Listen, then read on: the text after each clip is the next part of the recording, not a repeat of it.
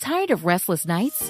At Leesa, we know good sleep is essential for mental, physical, and emotional health. From memory foam mattresses to hybrids that keep you cool all night long, Leesa's mattresses offer exceptional comfort and support with free delivery and 100 nights to try out your mattress in the comfort of your home. For a limited time, save up to $700 off select mattresses plus 2 free pillows. Go to leesa.com/iHeart for an additional $50 off mattresses and select goods. Exclusions apply. See leesa.com for more details.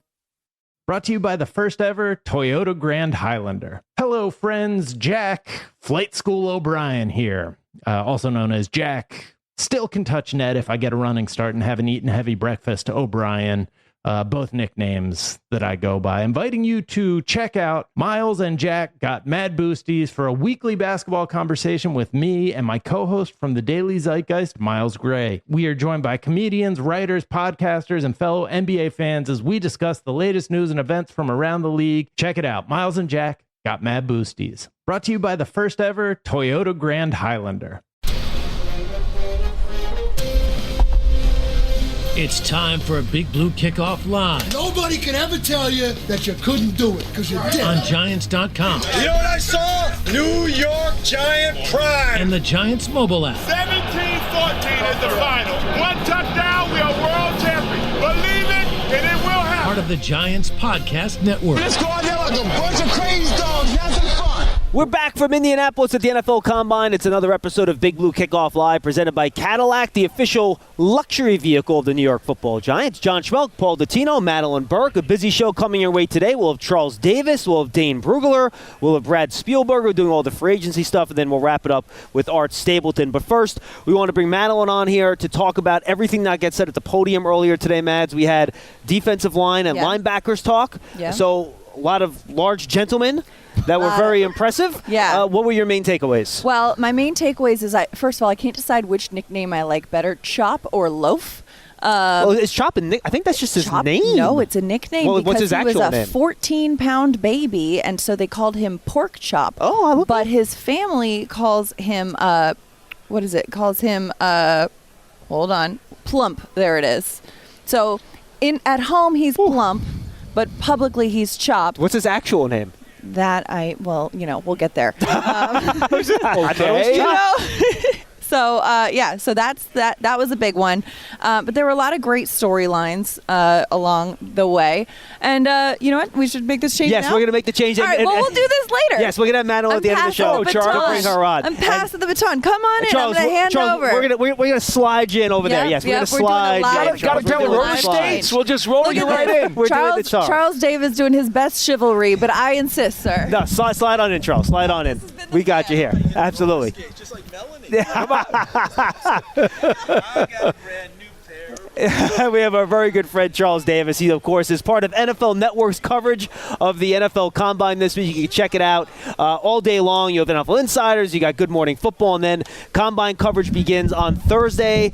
Drills begin at 3 o'clock, and we'll have those defensive linemen and linebackers we were just talking about on. And now we welcome in good friend of the program, Charles Davis. So good to see you guys. How have you been? This was like a fire drill trying to kick that field goal before the gun. Can you get it off? Are you going to get enough height? Did you not jump when you came out there? Did you count to 11, not 12 or 10? There you go. All those things that go with it, as you guys well know. But Madeline, she should be in here. No, she'll be back.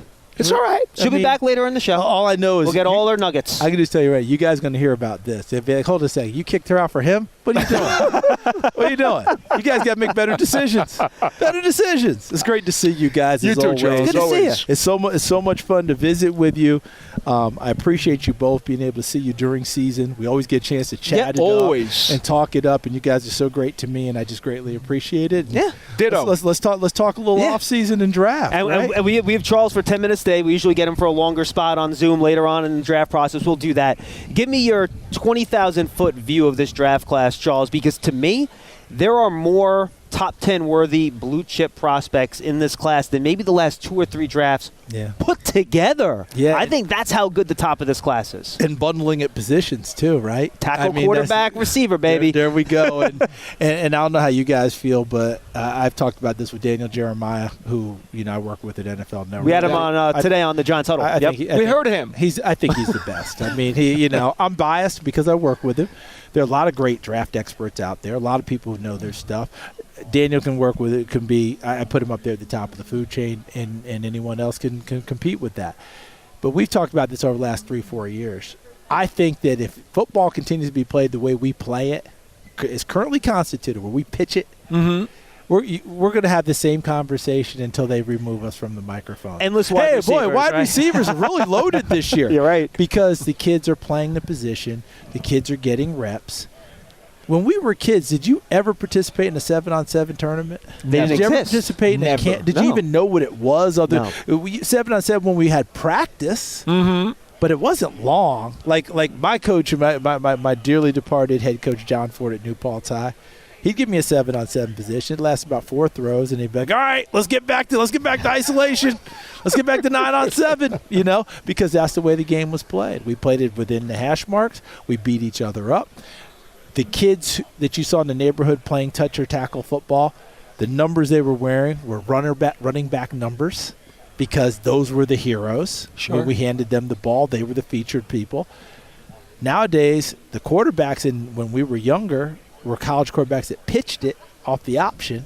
Now they pitch it downfield, and the guys making the glamour plays are those guys out on the perimeter doing it. So, and the tight end has emerged as that guy too. I do think the top of this class, though, is better than even last year, right? I mean, for sure. I mean, these are like legit special which is crazy, wide right? receivers. Because last year wasn't bad. No, it was not bad at all. That's correct. Wasn't bad at all, but now you're talking Marvin Harrison Jr., you're talking about Malik Neighbors, you're talking about Roma Dunze, you're talking about now you want to put in there Brian Thomas from LSU. I mean, that's just as we start at the top. I like A.D. Mitchell and Troy Franklin, too. Troy Franklin, right? I love Franklin. Right? Listen, how about a kid out of Texas A&M named Aniyah Smith? Have you seen him attack I have not watched football him yet. No. and return punts? This guy attacks. Malachi Corley, the receiver from Western Kentucky, built like Deebo Samuel, plays similarly. You will watch him at the end of catches attack the defender to drop a shoulder to get more yardage. I talked to him in Mobile. I was standing next to him. He's built like Saquon. He's built like him, he right? Looks big like thighs, Saquon. Thighs, big, crazy. Compact build, the whole thing. I mean, if we're going to talk about that, I actually made some notes last night. I'm very impressed by the notes. Keon Coleman, the receiver out of Florida State, who came out of Michigan State. When you first looked at him, I just got to ask you both because, I rely on your brains, all right? Big mistake. When you first looked at him, did you have that sense of, he's one of those jump ball receivers? Yes. And then you watched him. And you went, okay, he can do a little bit more. Little different. Right? Little different. I got to be honest with you. I still think he's a little bit of a jump ball receiver. He's got that in him, but I saw a little bit more. I'll put it to you this way. Who was the kid who came out of Stanford for you? J.J. Arcega-Whiteside? Yeah, he's not that. I remember him. No, he's not that. I said he's a red zone jump ball guy, period. No, Coleman's right? more than that. Correct. He's more than that, but the jump ball is a big part of his game. Big. Okay? Jalen Polk. Have you seen him? Jalen Polk out of Washington? Just a little. I honestly like McMillan more than I like Polk. Right? I think Who you like? McMillan, his teammate. I think McMillan's really that's good. Another good one, I right? like him. But just think, that's 3 on the same team we're talking about. Oh, I know. That's University of Washington. I know. Okay? The Pac-12 this year was good. I can't believe it's gone, right? That's another story. But how about another show? How about the way they went out? That was a good group. Like, pick your team. Pick what's going on. Look, the kid who's going to Florida State play quarterback, D.G. Uiagalelei, had a heck of a year at Oregon State last year. Oregon State had a heck of a year. They were so good, they got their coach job at Michigan State, Jonathan Smith. And by the way, Jonathan Smith is a graduate of Oregon State. He took the Michigan State job. It's just how it works. Anyway, moving on. Charles, something that doesn't make sense to me, and we've been talking about me sitting here instead of Madeline. I mean, that's the first one. You're really beating yourself up now, aren't you? That's the first thing. But think about this. You're going to hear from the people. But think about this, right? Yes. You just talked about the fact that we're going to see these passing game skill position guys for the next how many years, right? Till they shovel dirt on me. But For the last several years, we've been talking about the dearth of offensive line prospects coming into the NFL, and yet this draft is full of them up top. Loaded. How do you explain that when in the younger football groups, they're just teaching people to just wing it around the field? That's a great question. And the only way I can explain it is in each conference, there's a subset of coaches that values still being physical. And part of that is when you go so far one way, which we have with spread offenses, throw it around 60 times, all that. Linebackers at 210 pounds. Linebackers 210 pounds. There's always one coach that goes, let's go counter. You see it on Saturdays, don't you? Right? Oh, in my FCS, right? I see it. Right? And you're right. I see it. You see, you're like, oh, they've seen it, right? Sock it to me, baby. Okay, go ahead and put that 205-pound guy in there, and let's see what happens. That's and right. They go counter, and they build up that group, and they do it. You have some who can do both. Like when you watch a Georgia play. Mm-hmm. Georgia can beat you up running the ball. Georgia can throw the ball. Michigan can beat you up running the ball. Michigan can throw the ball under Jim Harbaugh, and I'm sure it'll continue under Sherrone Moore. I remember last year, tell me if I'm wrong, I think I'm right on this one. Wasn't it the second half of the Penn State game that Michigan didn't throw the football? Yep. Mm-hmm. I think they threw one, but there was a penalty, so it doesn't go into the thing. Yep. They just ran it. They ran Penn State. Yep. Think about that now. Into oblivion. Mm-hmm. Penn State. Mm-hmm. I mean, that's not I know. Penn State. So that just tells you. So I think that there might be something to that some of these coaches have figured it out. Like Chris Kleiman at Kansas State. Mm-hmm. North Dakota State guy. He's going to line up and hit you. He's going to line up and run the ball. Deuce Vaughn ran it for him before. He's got people. And by the way, he's got an offensive guard named Cooper Beebe who's pretty darn good. Pretty darn good. I think so. And they develop them. And some of those places, Duke is developing a couple of offensive linemen. Graham Barton is their starting left tackle. Mm-hmm. I'm plugging him at center. And I'm starting him day one. He can be a first-round pick. Yeah, he might be a first-round pick. He can play the whole line. He can play the whole line, but I'm making him my pivot, just like I did with Creed Humphrey, just like I did with Tyler Linderbaum. He is my first round. I'm taking him, and I'm plugging him in at center, okay? I'm taking the kid out of West Virginia, Zach Frazier. He's going to start for me right away at center. Mm-hmm. These are those kids that are coming out now. I'm not wasting any time worrying about them. I'm putting them in, I'm turning them loose, and off they go. Yeah, and I understand that because with some of these pro teams that are now understanding you need to run it when we want to run it, well, that beef up front is necessary. It's necessary. Think about this. When we saw Kansas City at the end of the 2020 season and Tom Brady and Tampa Bay took their measure in the Super Bowl and beat them half to death because Patrick Mahomes was on the run from warm-ups in that game, right? After the ball game, I just talked with Andy Reid about this the other day, and I don't know that I'm getting information he hadn't said before, but it resonated this time with me. He said after the ball game, Brett Veach, the GM general manager, came into the locker room, talked to Andy, and said, I will never leave you with an offensive line like this again. Really? I will not do this. You remember what happened the next year? Traded Tyreek Hill. They traded Tyreek Hill, but what else did they get? Well, they freed up money to get Orlando Brown. And then so Orlando Brown was at left tackle, right? They got Joe Tooney in free agency. Yeah. They drafted Creed Humphrey, and the best 6th-round draft pick other than Tom Brady, Trey Smith at right guard. Mm-hmm. And off they went, and they allowed Andrew Wiley to move from guard to tackle, and they made that work. Look what happened with that. Wiley goes. They signed Jawan Taylor. They signed Donovan Smith at left tackle. They make that work this year. But that interior three is where everything changed. And by the way, at the end of the season, were they throwing it or were they running it? They were running it. Isaiah Pacheco, 7th-round pick. Andy Reid realized this made my team better. I have a defense that I'm going to play to. I'm not going to play hero ball. Patrick Mahomes, I'm going to say it again. The best quarterback play of his career was down the stretch and through the playoffs this year. I don't care what the numbers say. I'm talking about being a quarterback, being the guy understanding his team, being the guy that keeps the ball out of harm's way. He threw his first interception in 7 playoff games in the Super Bowl just by it was a bad pass. Right. But they did it. They made the transition and won another Super Bowl. Well, the Lions behind Dan Campbell, same thing. And by the way, if the Lions ran it a little bit more, they would have been in the Super Bowl. They would have. They would have. Charles, great to see you this is awesome, man. We're going to do it again? Yeah, we'll do it later. Do it again? Good, my friend. Anytime. Again. Watch Charles on NFL Network's coverage of the Combine. Madeline's coming back. Madeline's coming back. At 3 o'clock on Thursday. Charles Davis will be back with more Big Blue Kickoff Live after this. Thanks, brother. Appreciate it. All right, Charles. Giants fans, get loud and welcome your New York Football Giants. Take your fandom to the next level with a season ticket membership. And it's intercepted. Deontay Banks. You will receive exclusive benefits like members-only events, game day experiences, and discounts on Giants merchandise at the team shop. Sacked by Thibodeau, and the Giants have won! To learn more about a New York Giants season ticket membership, visit giants.com/tickets. 1, 2, 3, Giants!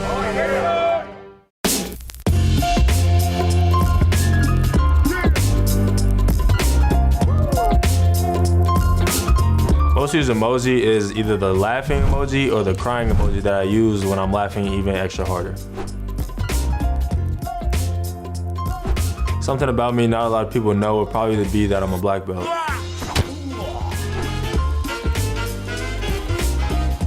My favorite follower on social media is Rod Wave. You know, I feel like I'm a huge Rod Wave fan. He's from around my hometown, so, you know, gotta follow him and see what he does with music he drops.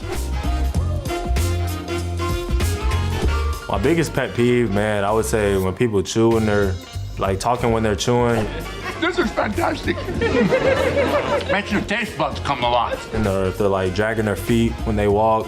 You know, my parents always instilled in me not to do that, so I'll probably say those two things.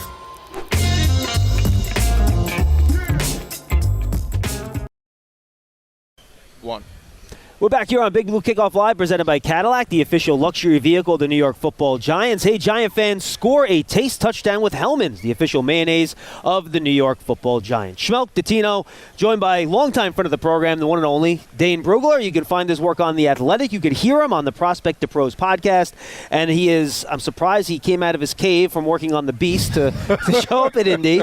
Like a groundhog, you know. Every so often I have to pop my head up. And What is the Beast status at the current time? You know, we're probably, 75% there. Nice. Yeah, really. good. All the hay is in the barn at this point, right? Of course, the work yeah. has been done. It's just about making sure we're getting the right guys in the right range and getting the report right, getting all the background information. Pro day numbers, right?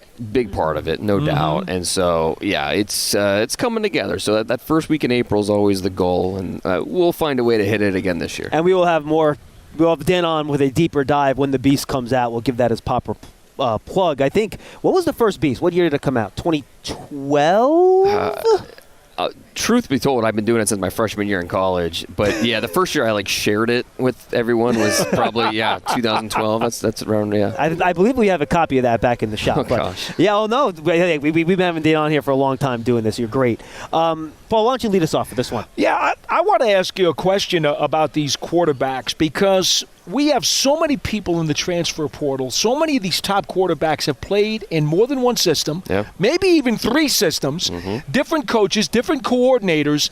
How difficult does that make your evaluation when you try to look at these guys as opposed to years ago where they were pretty much in one spot? Or is it easier? Well, I will say that I do appreciate with this draft class, the top 6 quarterbacks, we've got a really clean 2-year window with all of them. Because you look at Bo Nix, 2 years at Oregon. Michael Penix, 2 years at Washington. J.J. McCarthy, 2 years as starter. Caleb Williams, now 2 years at USC. Jaden Daniels, 2 years at LSU. And then, who's the one I'm forgetting? Drake May. He was 2 years starter at North Carolina. So we've got comparison purposes with different stats and metrics. It's nice and clean. So I do appreciate that. But it's interesting. I think it really speaks to the journey of these guys. You know, the Bo Nix at Auburn is not the same Bo Nix we saw at Oregon. Totally different. The Jaden Daniels at Arizona State, completely different than the Jaden Daniels we've seen at LSU. And there's so many factors. And I think that's the key point is all the variables involved with scouting the quarterback position, understanding everything they've gone through. I mean, Jaden Daniels, he didn't have the same play caller and the same system in back-to-back years until these past 2 years at LSU. And obviously we saw the result on the field and what that led to. Oregon, I thought, did a tremendous job really working towards Bo Nix's strengths as a quarterback and what he did best. So it doesn't matter what level of football you're talking about. It's always the play caller and what can you do for our quarterback and in terms of making them comfortable. And, I've heard Sean Payton talk about this, how when with my quarterback, I don't want him jumping off the high dive every single play. Now, there will be 5 plays a game where he's going to have to do that. But for the most part, I want him in the 3-foot section. I want him just hanging out and being comfortable. And then when I need him to step up, he's going to be ready to do it. But I don't want him constantly have to making big play after big play. And so I think the most productive quarterbacks, we've seen the play callers really accommodate for him. And we've seen that in college football with what happened at LSU, what happened at Oregon, Michael Penix at Washington. The play callers have really been in sync with what the quarterbacks do best, and really to make sure they're maximizing those guys. Let me ask you about J.J. McCarthy, because I don't know if you're higher on him the most, but I think you've been saying for a while that NFL teams are going to be very high on him. Mm-hmm. And I've gotten through 8 games. I got through, I think, the Nebraska game was the last one. You have to watch them all. In order. Oh, no, I'm getting there. And I will get there. I could not finish before we got here. I tried. And I expected going into the tape to see a bunch of, play action boot, dump to the tight end. I expected to see a bunch of checkdowns. Dude, that dude just throws the ball into coverage. He don't care. Like, there is a lot of stuff where they almost set him up for chunk plays. This is not throwing the ball to gain 4 yards here, 5 yards there. This is downfield stuff, and I think his accuracy on crossing routes might be the best in the class. I think on crossers he's excellent. Work in the middle of the field, absolutely. Really good. Yeah. Now, I don't know about the deep ball. At least in the first 8 games of tape I saw, there's not a lot of touch on the deep ball. Everything's a line drive. I don't see that great arc on the deep ball. And then, and Tony said this on our draft season podcast, some of those throws where he throws it into traffic, I wonder if in the NFL, are those coming the other way? Because he just throws it and guys are there. Right. And either he's anticipating well or, Lovecraft's unbelievable. He makes some really good catches.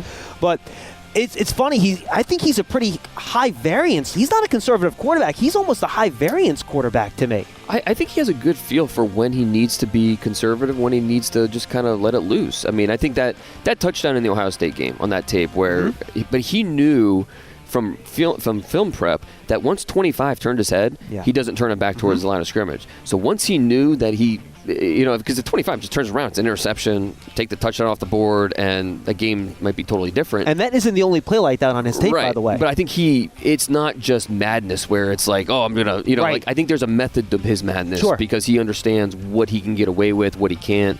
But yeah, I think my biggest thing with McCarthy, and to your point, he has, in my initial top 50 in August, he was 15, 16. I mean, he's been a guy that I've had high for a while because I know how teams feel about him.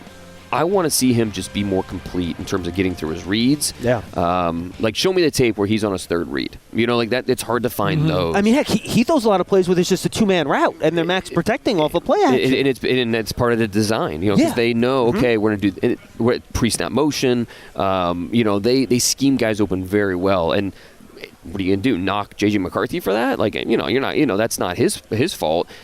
He's taking what the defense gives him, and he's making the most out of it. So, you can't really blame him. And it's the same thing with the way they built that offense. And you're really going to ding him for that? It's not his fault. They built this offense to be a power run game, and they won a national title doing that. Right. And to your point, he actually impressed me on 3rd and longs. On 3rd and longs, he's actually pretty good. 3rd and 4th down, he is the best. Has the highest numbers in this class. Is that true? I didn't know that. Yeah, he has the best. I just noticed that on tape. On money downs, he is the best quarterback in this class. 3rd and 4th downs, and so that's something that you can point to and say, yeah, maybe he's not unleashing a 40-yard pass on 2nd down, but on 3rd and 7, he knows exactly where to go with the football, and he's accurate enough to do it. So, you're talking about a guy with 700 dropbacks, doesn't have you wish the body of work was more.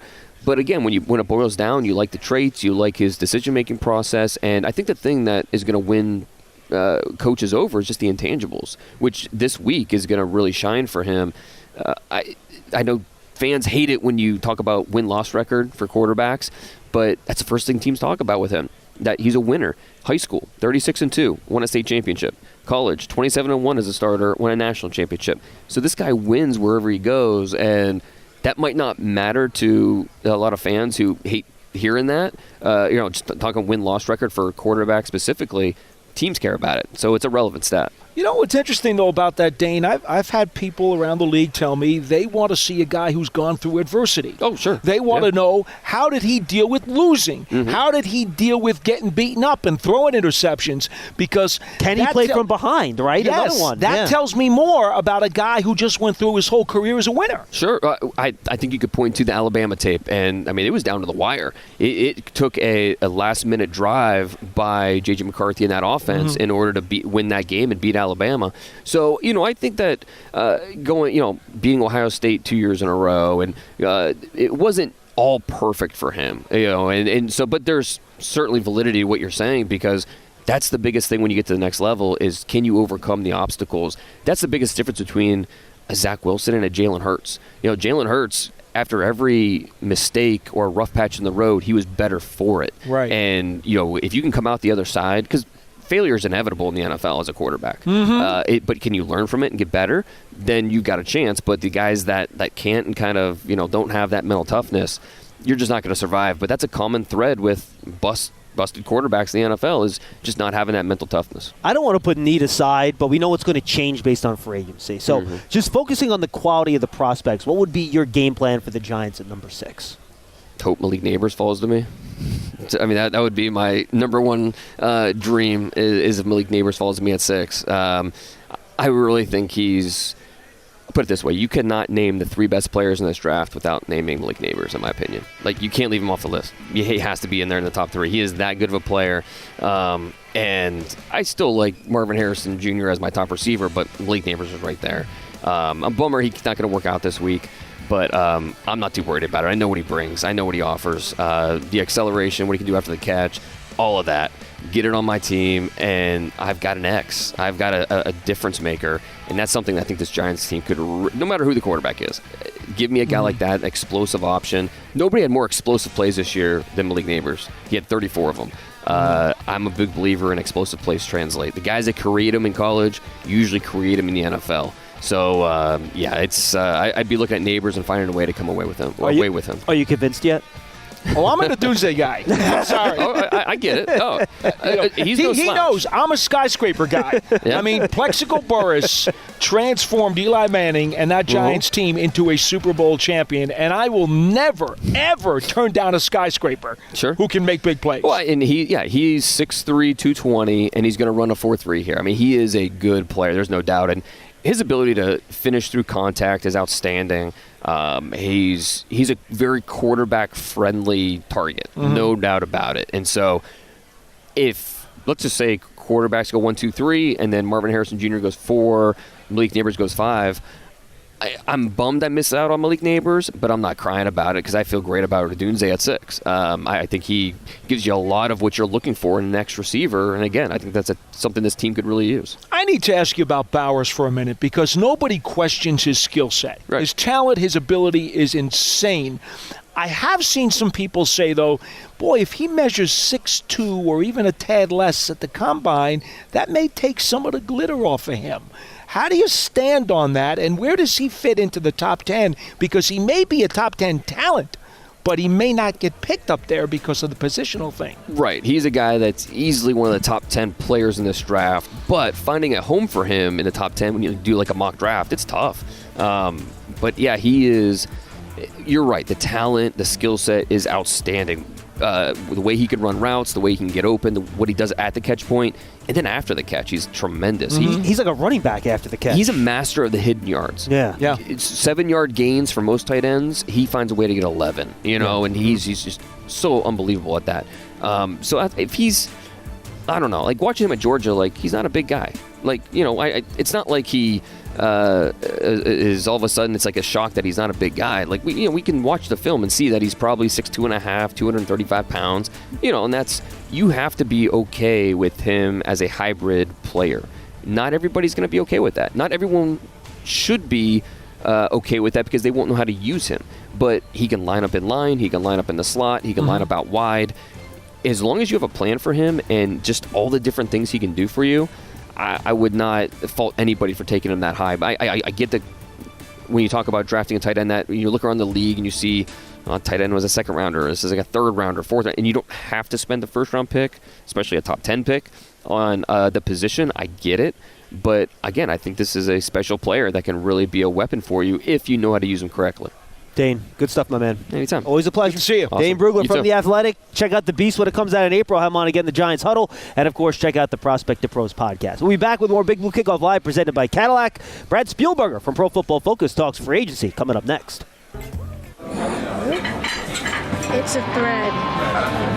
A love affair. I fell in love with the Giants. I saw LT run the touchdown back when they played the Detroit Lions. Picked off by Lawrence Taylor. Pass down. Phil Simms was my dad's guy. From generation. Eli was my guy. To generation.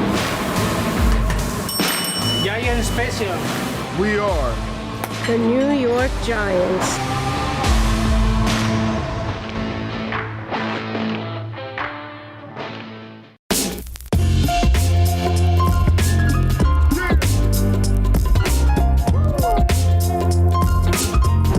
My most used emoji is a laughing emoji. My all-time favorite character of Marvel is the Black Panther. I feel like being the first black character, me being able to see that at this phase of my life, I like to support him. One thing about me that a lot of people don't know is that I'm 20 years old. You're young. You're so young. My biggest pet peeve is rushing. Rushing around, scrambling around, unorganized. Rush! You want to rush!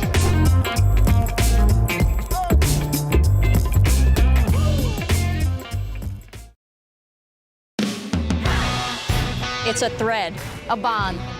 They are the epitome of what we try and be, a love affair. Eli Manning, first jersey I ever owned. Giants on 3! 1, 2, 3! Giants! I love to be a wide receiver for Daniel Jones. Caught! Touchdown, Giants! We are the New York Giants. Let's go, Giants! Woo!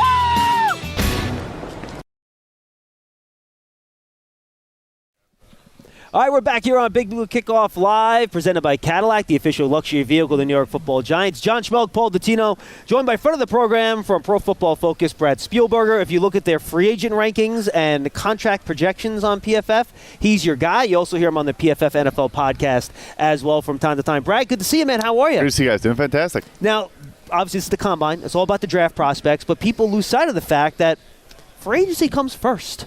And it oftentimes will change all these teams' needs before you get to the draft. Big time. So it's the start of this. You want to fill holes in free agency to free you up in the draft, right?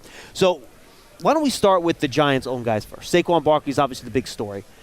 And it sounds as though Joe Schoen would not rule it out when he talked to the media yesterday, he would not rule out the franchise tag. Right. Let's assume the tag does not get put on him. When he gets to the open market, what do you think that market's going to look like when teams are trying to bid on Saquon Barkley? I think the other cool thing about this week in combining the draft and free agency is, and it applies to this question here, is like, how do teams feel about the draft class at a position? They get to meet these guys, go through medicals, go through testing. Do they think, okay, we can draft a replacement, or do they say, we need to sign this guy, right? Like, we need to attack free agency because there are not answers in April. So, and it seems like that is the case this year. There's not a lot of buzz about this draft class at running back, really at all. So I do wonder if a true three-down guy, catch the ball, pass protect, obviously run the ball, is still going to get a decent deal. Again, the running back market's tough. I think it will be above $10 million a year. Okay. How much so is the question. But I do think there are a couple teams, maybe like a Houston, didn't really have an efficient run game last year, have the rookie contract quarterback. Like, they just say, you know what, let's just get a guy for C.J. Stroud, take the pressure off him. They run the ball a ton on early downs. He can catch the football out of the backfield. So I think it'll be, I have it at 3 years, $12.25 million per year. Maybe that's a little bit generous. It's basically the Nick Chubb deal from a couple of years ago. It's a tough market, but I think the draft is key. It's not sounding like a lot of teams like these draft prospects. Are you buying the Chargers thing? They're like a bajillion, and I think that's the technical number, $1 bajillion over the salary cap. I don't see how they can make that work. No. Don't buy it at all. No, okay. I mean, I'm with you. Yeah. I think people just know Harbaugh wants to run the ball, and they just, there you go. There. Yeah. Probably played him at Penn State, so maybe there's some familiarity there. All right, two-part question. Number one, how much does this extra money under the cap that we suddenly found last week going to help some of these teams keep some of these guys without letting them get out there? And then the second part is, Barkley coming off a sub-1,000-yard season, I say that helps the Giants because of the incentive packages that you can put in are now more easily reachable for him. You could not have put them in if he had run for 1,300 yards last year. So I think both of these things could help Barkley remain a Giant. Yeah, whereas last year, like you had, 1,350 rushing yards and all these very lofty numbers. So, yeah, the cap thing's interesting. I talked to a couple teams this past week. For them, they thought it was going to be 247, 250 range coming into probably about 2 weeks ago. So it is still some found money. $5 to $8 million is still nice. And obviously, it's a massive, massive jump. I think what it does is it really comes down to one or two decisions. So Saquon could be that decision. Like an A'Shaun Robinson, was he maybe a guy you thought you couldn't keep? Now maybe he can keep him. Like, it's a good one. I think it's one or two decisions where you maybe were leaning a certain way, and now you feel more confident in bringing a guy back. The running back market, I find this fascinating. Not the money part of it, but the volume of really good running backs that are available. So how do you see this playing out? Like, is this a huge game of chicken now where which running back is going to pull the trigger first and sign the deal? Do you want to be the first one through the door and then set the market? Or do you think if you go in first and another team gets desperate, they're going to go over you? How do you think the speed of those guys signing within that negotiating window and then when the league year starts is going to work with so many high-level running backs looking like they're not going to get franchise tagged by their teams? It's a very good point, especially because, again, some teams might think they can spend way lower and still get 80% of the production. I think you do want to be first, because how many teams do we think are out there that are willing to spend top-of-market money on running back? It's probably a short list, right? So jump at it if you get the shot at it, right? I think so. Yeah, I think so.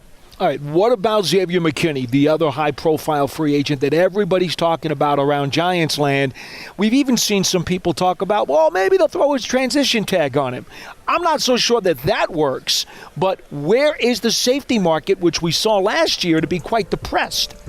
Not quite running back, but it's not a strong market, particularly in free agency. I think there's just a lot of players at the market, and then also, and McKinney is a guy that can come down to the box, make plays, can make plays against the run, but certain players that are deep third free safeties viewed as guys where they just keep everything in front of them. They're ball hawks, sure, but like that market's not very strong, and that isn't really McKinney. I think for him, you're looking at a very important contract with Grant Delpit in Cleveland towards the end of this season. Gets an early extension, former second-round pick, good versatile player, can line him up all over. Good ball skills when he does get near the football.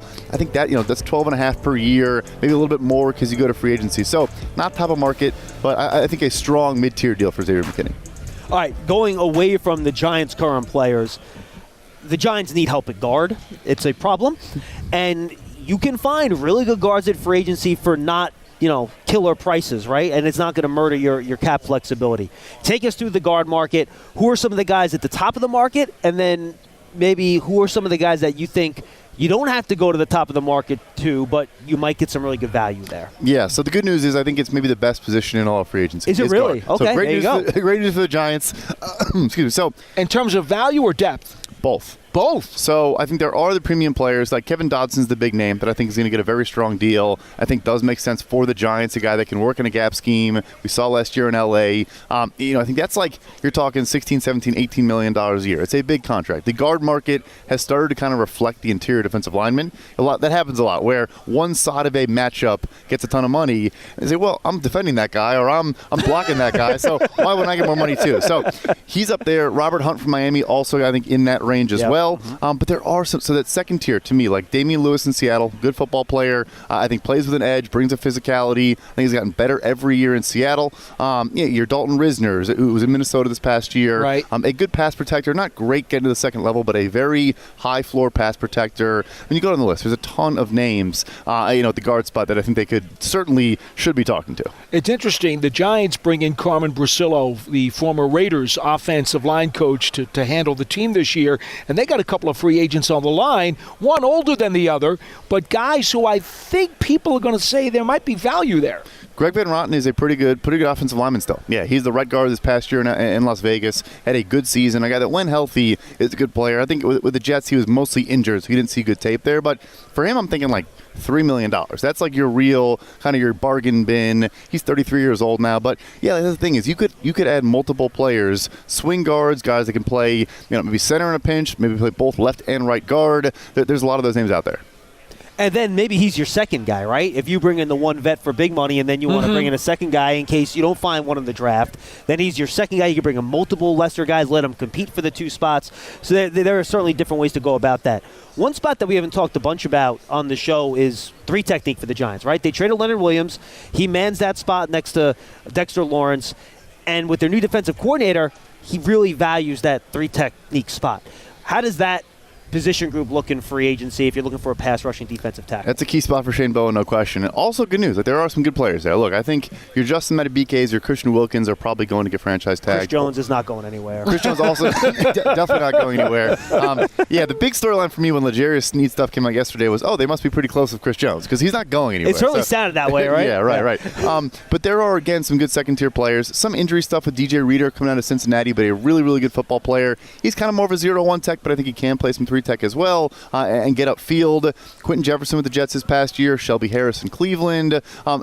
Tyre Tart had a bit of a weird year and obviously has the connection to Shane Bowen, so maybe that's not a great fit, but your Sheldon Rankins, I think, had a bounce-back year for the Houston Texans. That's a good name. I like that name. Yep. DeQuan Jones in Buffalo had a really, really good first half of the season. So a lot of names there that, again, you're not really breaking the bank. That's mid-tier. I have Rankins at $10 million, Jefferson at $3 million, just rattling off numbers here. But, good players that I think you need next to Dexter Lawrence. We know very well what kind of player Leonard Williams is. He gets traded to Seattle in midseason and puts up bigger numbers in Seattle than he did with the Giants. Now, he is an unrestricted free agent, and when he left or when he was traded, there was a door left open there about coming back to the Giants.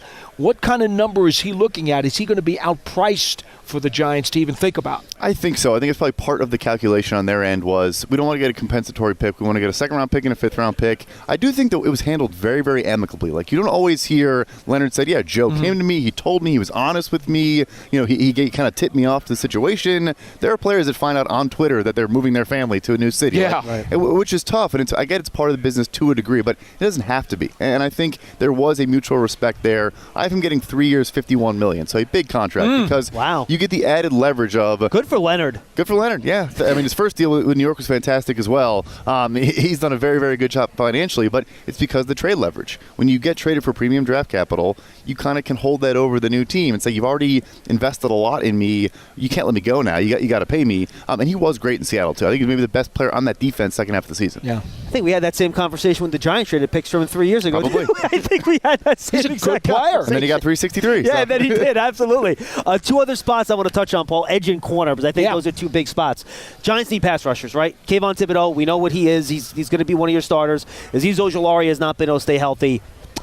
I don't really have anybody else. So your thoughts on the edge class and what that's going to look like? Obviously, that's one of the more expensive positions if you want to attack that. No doubt about it. But I think there are some situational guys like your Bryce Huffs. Obviously, in New York was a rotational designated pass rusher type, but I think he's going to get a pretty good deal and is a very, very good pure pass rusher. His efficiency numbers are off the charts. So how much do you think teams are going to pay for that? But it is a guy that's maybe not a 3-down player. Right. So recent comps, Pernell McPhee a couple years ago in Chicago still got a good deal. Even Carl Lawson to a degree in Cincinnati had a similar profile. I have him at $350, which sounds like a lot for a rotational piece. Right. Yeah, it's half of the Nick Bosa deal at this point. So, yeah. I think Jonathan Greenard is going to be a name coming out of the Combine in particular that people are going to start talking a lot more about. Had a phenomenal season in Houston. Not only 12.5 sacks, but 9% run-stop win rate was one of the highest in the entire NFL for us this past year. He's got ridiculously long arms. Looks the prototypical type of I think he can play in even front, odd front. Very, very good football player. And then there's a lot of gadget types, like a Josh Uche in New England. Depending on what you're looking for, a lot of good football players. There's a lot of thought that Adoree Jackson is going to leave the Giants. His contract is up, and people think that he could get some pretty decent money going somewhere else. If the Giants had to replace him in free agency, even though the corner draft should be deep, yes, should they be looking at some potential bargain guy that they might be able to grab? Yeah, I think so. It's not the greatest market, so I also think Adoree will do okay, maybe better than some people expect. I do think we saw Deonte Banks really take steps last year and close out the year very, very strong, which helps. But there's Steven Nelson in Houston had a good year. It's not a great group at corner, though. I think you really are kind of taking a risk there on young upside potential or injury guys like a Ronald Darby had a great year in Baltimore, but always kind of misses time. That's a tough market to navigate this offseason. How about slot guys? Anyone inside that you think? Because usually you can get those guys on pretty good deals and get effective players and not high costs. There's a couple. I mean, Kenny Moore's the big name. We're in Indy. He's on the stadium down the street. Had a very good season. I think Miles Bryant with the Patriots is a good nickel corner as well. So there actually are a couple names there. Trey Herndon in Jacksonville. I think he's a good coverage player. There are a couple names there. Brad, awesome stuff, my man. Appreciate it. Good to see you, man. Thank you. Before we say goodbye. Yes. The free agent list on PFF.com. Check it out. It'll be 250 players next week. Awesome. Brad Spielberger will be back with more Big Blue Kickoff Live. Madeline Burke and Art Stapleton join me right here on the show. We'll be back after this.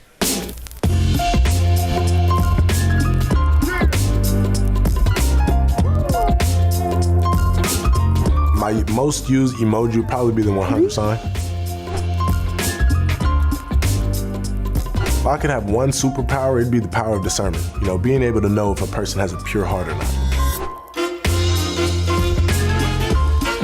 My favorite follow on social media is Snoop Dogg. Snoop Dogg just posts all day, every day, and it's just, you never know what he's gonna post next. One item on my bucket list is to definitely go to Africa. My biggest pet peeve is when people's breath just, oh my gosh, when it's kicking.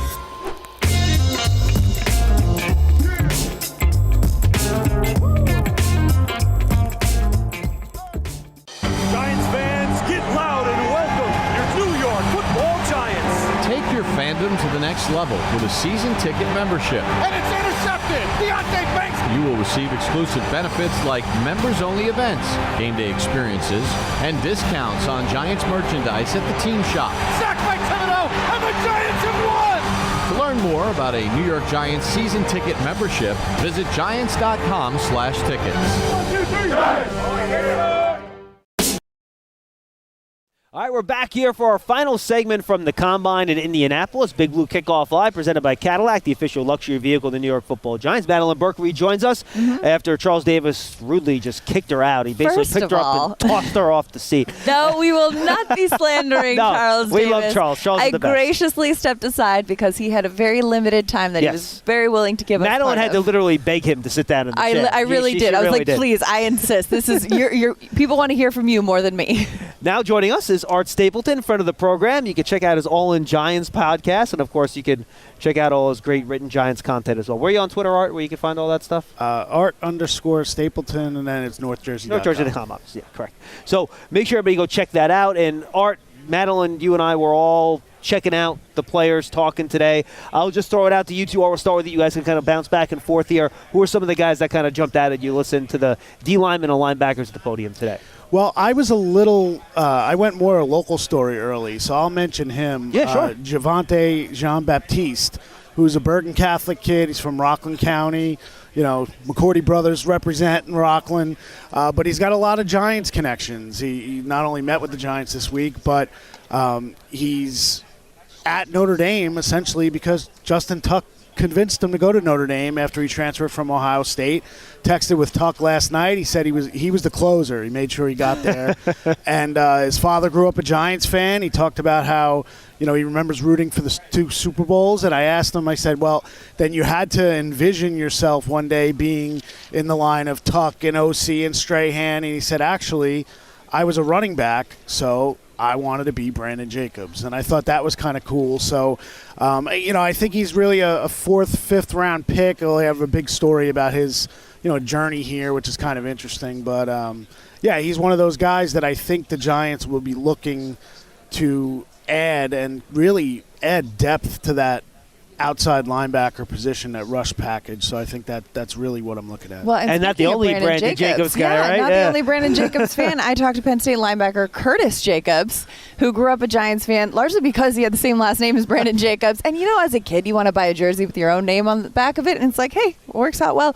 But I have so many Schmelk football jerseys. You know, there's a million of them. Schmelk is a well-represented name in this league. I was really surprised. That was the first one I bought as well. Yeah, I know. I mean, I think they're sold out in stores across the league. It's a hard find, but, you know. Oh, no one can find them. They're impossible to find. Impossible to find. But it does have to do with the fact that people are buying them. Yeah. Mine just has one E. Yeah. It was a mistake. It was, factory error there.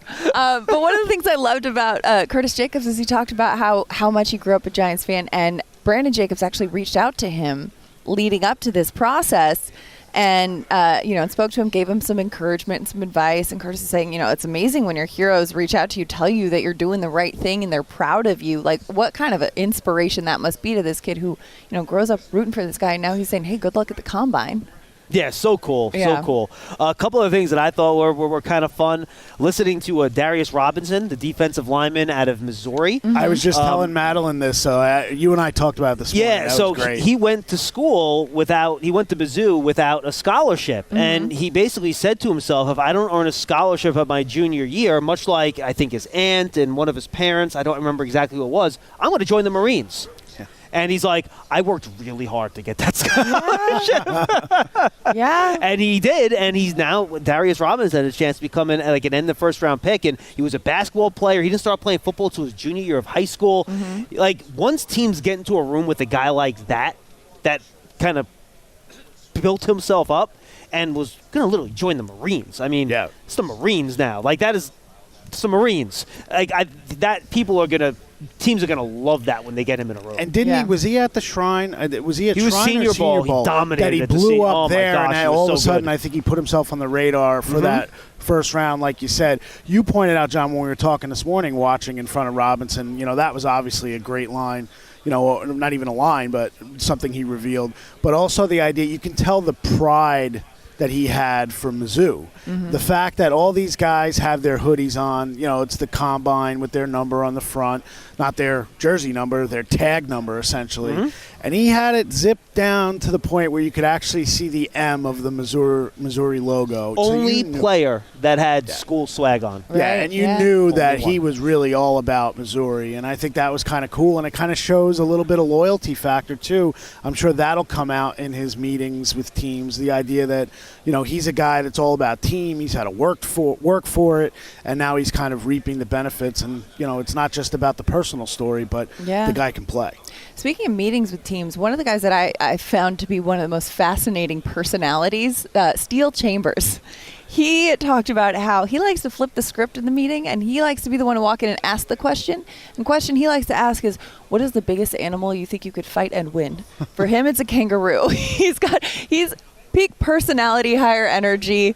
But I'm curious for you guys, what's the biggest animal you think you could fight and win? Kangaroos are pretty vicious. Like they can beat you up. Kangaroos. Yes, absolutely. Like they're known in Australia for trying to attack dogs. I think people have to protect their dogs from the kangaroos. I think the biggest one I could fight is a sloth because they're big but they're slow. Sloth is a good idea. That really is a good idea. You have to find a really gentle large animal. Mm-hmm. I'd say some of the stuffed animals in my daughter's bedroom. That might be where I want to go with as far as fighting. I'm a little soft when it comes to that. I feel a lover, not a fighter. I feel like panda bears are very clumsy, so I feel like you might be able to trip them and get them into some type of hole, and I think that would create some. You watch these videos of panda bears, just tumbling they have down terrible hills. balance. Yeah, that's so I feel true. like you could take advantage of their lack of or balance. Or a baby giraffe. They're still big, but their legs don't work very well. So if you get them, I'm kind of imagining if the Giants were to meet with Mr. Chambers, where this conversation would go in their suite. Oh, over Dable would have fun with it. Dable would have, but this is a way to be memorable, right? I mean, you want to find a way to differentiate yourself across the process. That's one way to do it. Jesse Armstead would pick a bear, and he'd probably be right. I think Jesse against the bear would actually be a fair fight. Leatu Latu was another guy that I thought was interesting. He said, in my free time I like to do firefighting. What? Well, this is a guy who went from medically retired to a draft prospect. He's like, I'm going to do firefighting when I'm done playing football. Yeah, he's like, I'm going to play football and then be a firefighter. And what? Yeah.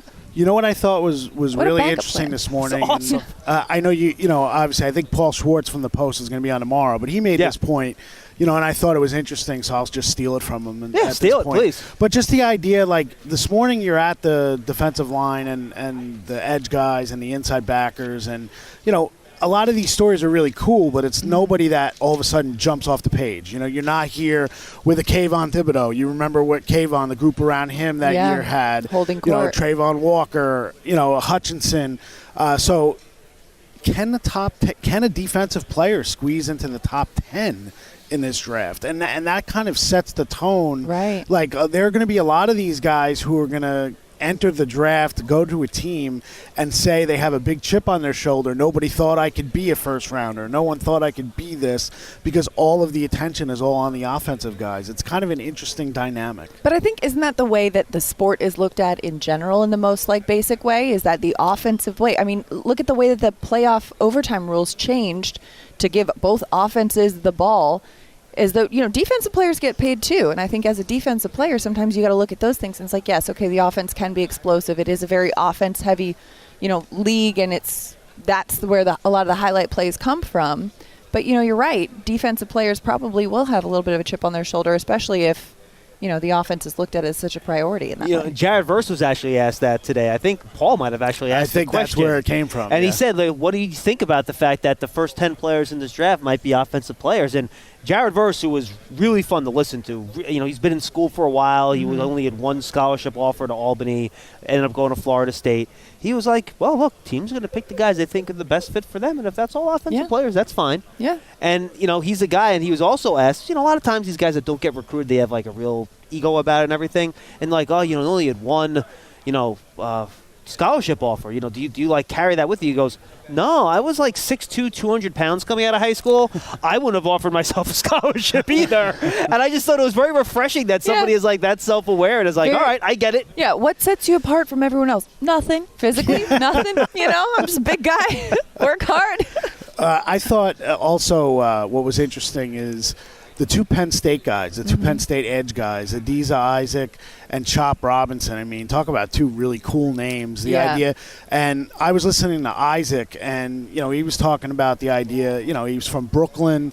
That idea of maybe a homecoming. We always got to serve those questions up: Giants, Jets, that kind of thing.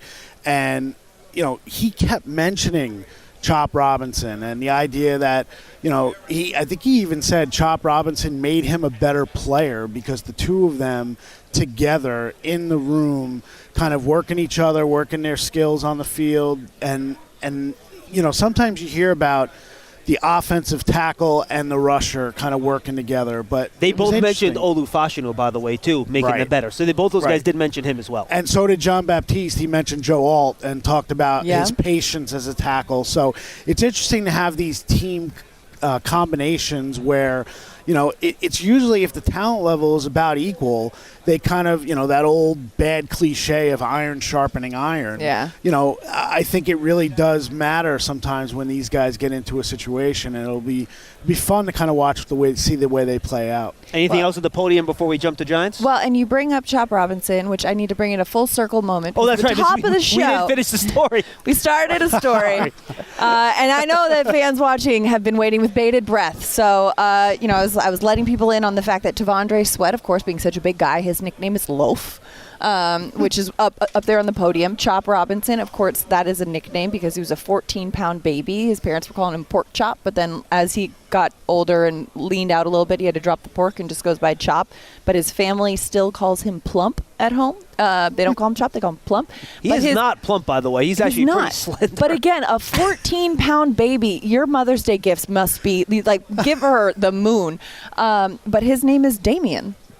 Oh, you found out? I did, yeah. Well, in the moment, I was like, there was a lot going on. I was like, I gotta tell you, Damien's a very good name. Yeah, and not using Damien is but he spells bold. He spells Especially it unique. Demeion. Oh, interesting. Yeah, so I believe it's pronounced Damien. But anyway, so that is my journalism for the day. You're welcome. Like it. Well done. All right, Art. Pulitzer, you can mail it to the Marriott. No, one of the hotels over here. And she already gave up the game. Sorry. Art, Giants, what's your feel for pick number 6? for what the Giants might be thinking there? You can take this any way you want. Well, we know they're meeting with all the quarterbacks here, and, that's usually what happens. You meet with the players that may be in line to be in your picks. I think Joe Shane kind of laid it out yesterday, and, it's the perfect scenario in which he doesn't have to give you anything. Right. Yeah, the idea of, we'll take the best player on the board, and, it might be a quarterback, it might be a wide receiver. Ultimately, I think it's down to those two positions if they stay at 6, as long as they like the third guy of that group.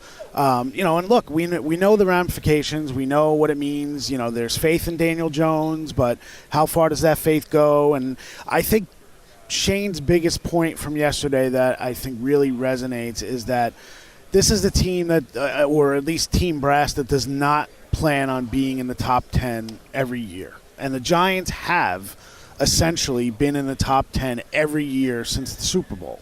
And the reality is that if you want to win and you want to be successful and you want to maintain some sort of continuity, you can't be picking in the top 10 every year. It's great because you get your pick of the players, but if you don't pick the right guy, you're just going to continue to kind of repeat that performance. Endless cycle. Right. And I think that when it comes down to quarterback, positional value, the positional value for wide receivers, especially the three that are considered the top of the draft for the wide receiver spot, I just think that it matches everything that Joe Shane says he wants to build his team around. And you can say, let's ride another year with Daniel Jones. Let's see where you are in 2025. And they may do that. But the reality is that they hope that they're not picking 6th again next year. So if you're now picking 25th because you had another bounce back and you get into the playoffs, and as much as people may think that's unlikely right now, you don't know what the roster is going to look like. So I think you've got to strike while another iron is hot. I think it's hot enough to sharpen another iron. They have to take advantage of the time. It's the right place, right time. If you like a quarterback that's going to kind of take that position to another level. So I think that's where they're at. Well, and speaking of top 10, too, another top 10 number that came out today is 8. The Giants are 8 of 32 teams, according to the NFLPA survey that came out today. And some of the notable high marks are, I know you pointed this out on your social media, Ronnie Barnes finished number 2 overall in the league. Brian Dable had really high marks in the player evaluation of that, too. When you look at some of these results in this survey, what do you take from that? That Giant fans, by the way, have like 2 of their huge pariahs when you deal with them on social media. Right. And, the players love the 2 guys. The players, the people who deal with this on a day-to-day basis are saying, we're giving you good marks on this. My understanding is that in the surveys there were no complaints about Brian Dable yelling on the sideline. That's my understanding, and there wasn't anybody upset. Yeah, he actually finished first in the league in regards of time management, how the players feel like their time and what is taken for managed. And let's be honest, that's been a big part of Dable's coaching from the very beginning. I mean, you could say you want to be a player's coach, but it's another thing to be able to put together a schedule. I got to give LY a nice little shout because he always does. Yeah. Laura Young is very influential in putting together their plan, their practice plan, their scheduling, and everything else. So, I thought that was very interesting. The 2 negatives that they mentioned about the Giants, one of them was the lack of a family room on game days at MetLife, which is kind of a surprise, and then really had to do with MetLife and the idea that, the field surface, which is going to continue to come up year in and year out, especially with, the NFLPA seeing what's happening with FIFA and the World Cup. But it was interesting. I mean, I think overall it's positive, especially, there's this idea this offseason with everything that happened with the coaching staff that Brian Dable is, losing this team, and I think that's complete opposite of what is actually happening. So, I'm sure I'm sure Dable will be told that if he has not been already, and he'll just kind of shake, shrug, and move on to the next one. That's really how he is. We're a little over here, Art, but we'll do one more question with you because we haven't talked about free agency, which is also equally important. We have to get to that before we say goodbye to you. March 13th, legal tampering. How do you think this is going to go down with Saquon, McKinney, and then who do you think the Giants, player or position, they might really try to target from the outside? Saquon, I think it will kind of be a good faith. I think Joe Shane kind of put the franchise tag back on the table just so he can take it off ultimately and tell them, look, we won't tag you. Go to market, get a price, come back to us, and if you really want to be a Giant for life, let's talk it out and see where we're at. That's my take on it. I think ultimately, unless Saquon is going to take what would be considered a below market from where he was last year, I think the team may be ready to move on. I thought Joe's mentioning Singletary and Moss yesterday, at 2 guys that they had up in Buffalo, in a question on your Q&A, which was fantastic. So kudos to you guys and to Joe for doing that. But I think I think I'm prepared to not have Saquon Barkley in this locker room on this team this year. I don't know if they are. We'll have to see. With McKinney, I don't know if he's going to get a contract that's going to pay him $16 million a year. I don't know if the Giants are prepared for that, but I do know that Shane Bowen's system, Shane made a point yesterday, not Bowen, but Joe, that in Tennessee, Bowen had 2 safeties, Malik Hooker and Kevin Byard, and they were both signed to second contracts. So safety is going to be a priority in the system. And then free agency, I think they're going after an edge guy. I think Joe kind of hammered that yesterday without intentionally trying to hammer that, is that, Wink system was all about creating pressure with blitz. I think Shane Bowen will look to beef up the front, kind of get to the passer and play the run on the way back. It's kind of the way the Giants did in previous regimes. And I think there might be another room for another Huff in Giants history. Maybe Bryce Huff, who Joe Douglas, the Jets general manager, said they are not going to franchise tag. So if he hits the market, it would not surprise me at all with his pass rush rate. Won't be cheap. And the way he plays. It won't be cheap, but you know what? I need to unlock Kayvon Thibodeau and the other side. And, I think we all love Azeez Ojulari, but that right now is a big question mark in terms of his history. Until his injuries, he can figure out how to stay on the field. I'm making a run at another edge guy and saying, you know what, now we've got the guys on the outside. You cannot put all your attention on Dexter and Kayvon. You're going to have to worry about this other guy, and I think that's kind of where they're looking free agency. Anything left in your holster? I You're like good. it. No, Art Stapleton, as always. Check it out, NorthJersey.com. You can follow him on Twitter, the All In Podcast with Art Stapleton as well. Is the Dane Brugler episode up yet? Dane Brugler is up, yes, and we've been doing a lot of videos, so thanks to you guys for allowing to use your set yesterday. Videos up on YouTube, trying to make a push on that, so make sure if you prefer video, you can check it out on video. Absolutely. You can check out our content on YouTube as well. We're streaming live on YouTube all week long here, so if you want to stream on the Giants app or Giants.com, you can stream us on YouTube, and all the archives of our interviews are on there as well. We're also doing a bunch of Giant Huddle podcasts while we're out there. The Daniel Jeremiah one is up already. That's up on YouTube, the Giants Huddle podcast feed. Giants.com, Giants.com/podcast, Giants app, favorite podcast platform. Just search for Big Blue Kickoff Live or the Giants Huddle. Plug it all up. And, of course, folks, Giants.com/tickets if you want to become a season ticket member. All the access you want. And, of course, Giants TV is our TV streaming app where you can download it for free on all your, TV, Apple TV, Fire TV, all that stuff. Make sure you go check that out as well. For Madeline, for Art, for Paul, for Charles Davis, for Dane Brugler, for Brad Spielberger, I am John Schmelk. We're back tomorrow for another Big Blue Kickoff at 12:30. And Giants Huddles will be coming your way all week long as well. Thanks to our whole crew. We'll see you tomorrow for another edition of Big Blue Kickoff Live. Introducing the Lisa Chill Collection, your answer to hot nights. These mattresses beat the heat with ultra-cool covers, whisking away heat for the perfect sleep temperature. Save up to $460 on Chill mattresses and get 2 free pillows when you shop now. iHeart listeners can save an extra $50 off by visiting lisa.com/iHeart. That's LEESA.com/iHeart. Exclusions apply. See lisa.com for more details.